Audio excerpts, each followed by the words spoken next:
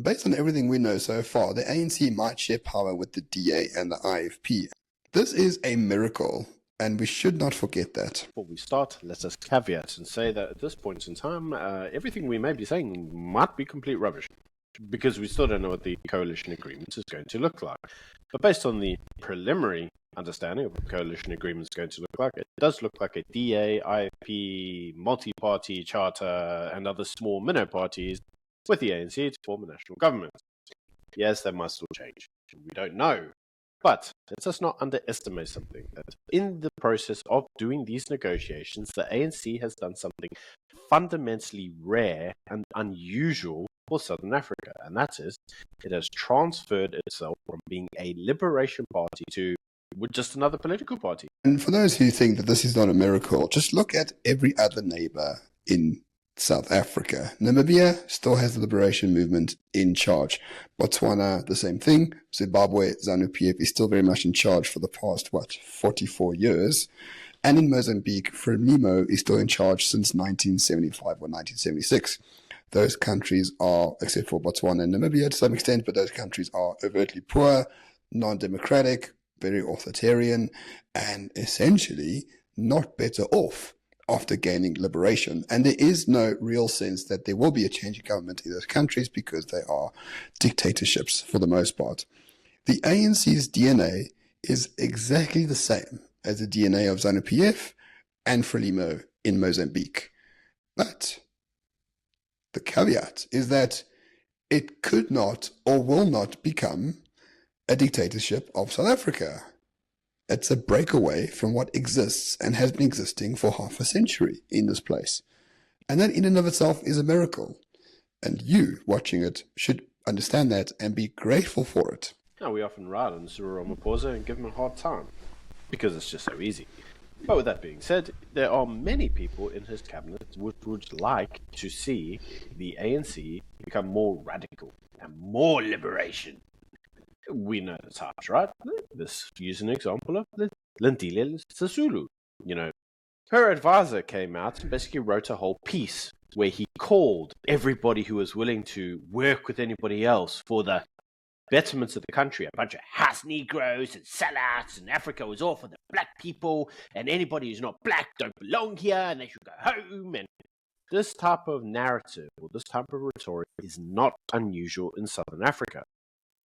But in the current climate, specifically in the context of our elections, this type of narrative is actually becoming less prevalent and not more, which is unusual, Ramon, because everybody assumed that following the election and the ANC losing power, this type of narrative would become more pronounced, not less pronounced, because remember, the ANC was going to side with the DA, and then we were going to become Venezuela, and all the property was going to be expropriated, and that may still happen.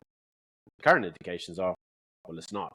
So do not indications show that coalition talks with the EFF have stalled, whatever that means, and MK basically came to a meeting, didn't say anything, and ran to court, because the best way to overrule the Constitution is to go to the Constitutional Court.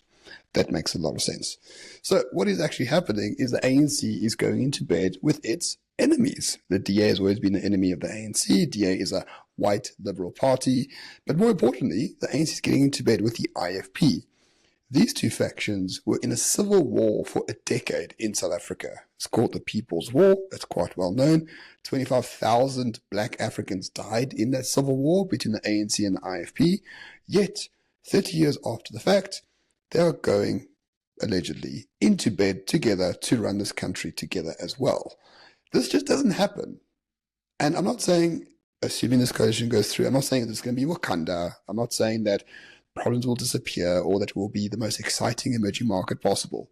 But the fact that this has even come to this stage is already a miracle in and of itself.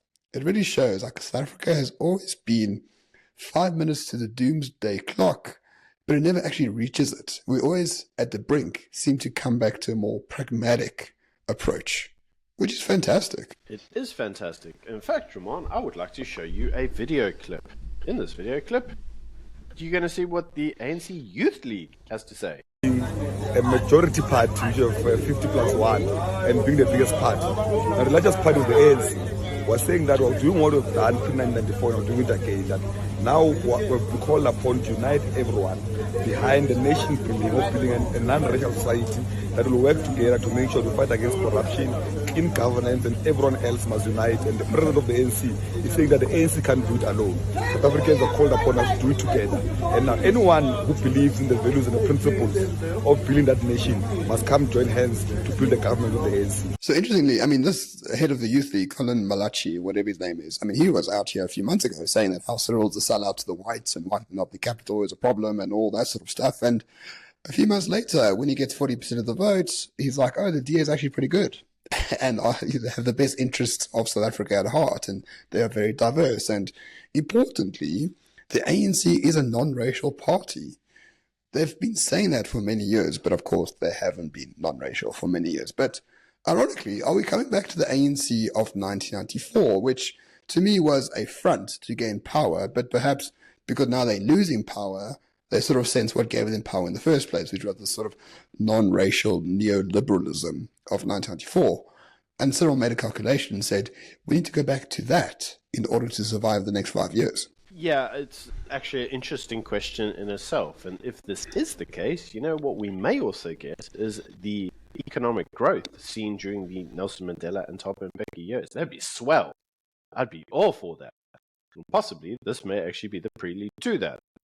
You're 100% correct. The ANC has not been a party of non-racialism despite claiming to be non-racist for many, many years.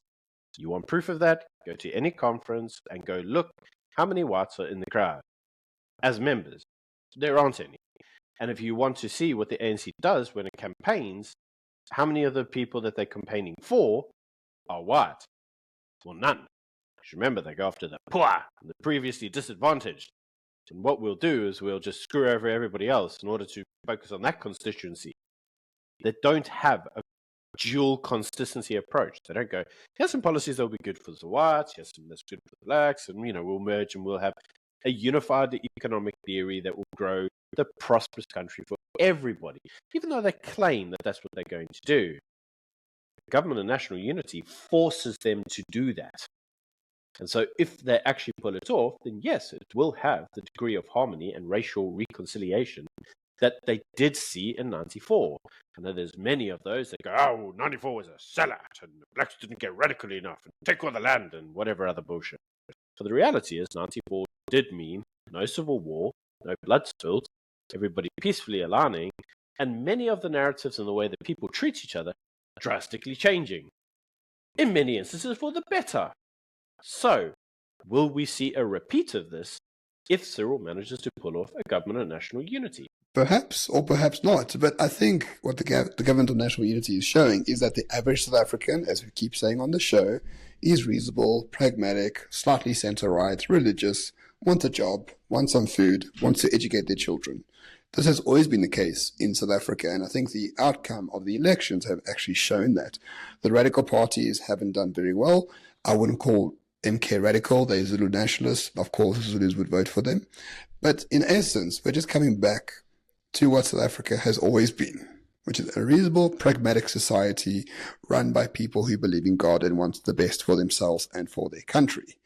And I think that's special, and I think that's important. And I don't have tears in my eyes. I'm not saying it's Wakanda. I'm not saying we're going to get 10% growth and become like a very important country anytime soon. But the roots are there. The grass is being sown for something really good to happen. And all we can say is, hopefully that does happen. Yes, and please, ladies and gentlemen, do not underestimate exactly what it is that we are saying and the potential that this may bring. It's not often that we do a news story that is positive. We do it today. We thought we would do one because the current political climate is going in a positive direction. It's also not often that we do give Cyril his due or the ANC its due. For those of you who watch our channel, we're not exactly the ANC's biggest fan. But that being said, when they do something right, it's a good thing to recognize them for what they've done. And in this instance, the mere fact that we have a liberation movement which is willing to look past its liberation roots in the best interest of the country and try to unify the country rather than divide it further is unusual for Southern Africa. And we need to praise the people that are willing to break with the norm.